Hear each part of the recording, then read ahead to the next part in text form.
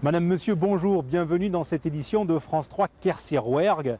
Ce 21 janvier marque le début du recensement ici à Decazeville, mais également à Figeac, Villefranche-de-Rouergue ou Millau.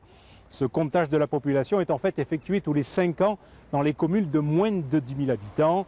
Ces chiffres sont absolument essentiels. À partir du recensement, on établit le nombre de conseillers municipaux ou on décide de l'implantation d'une pharmacie. Soumia est l'une des 16 agents de recensement sur la commune de Decazeville. Elle aide les habitants à compléter les formulaires ou donne les codes d'accès pour qu'ils les remplissent sur Internet. Des informations récoltées qui sont confidentielles mais essentielles. En priorité, la composition de la famille, c'est-à-dire combien ils sont à vivre dans la résidence principale.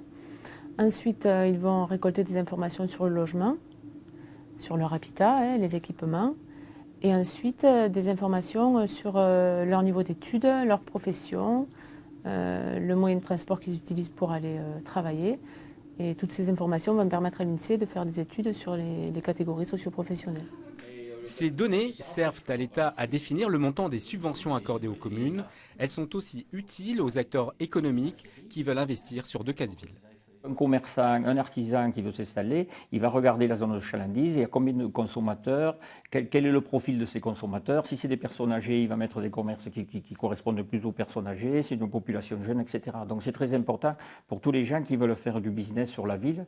Et l'économie sur la ville, pour nous, c'est capital, puisque c'est le seul levier qu'on ait pour relancer la population et donc bien aménager le territoire.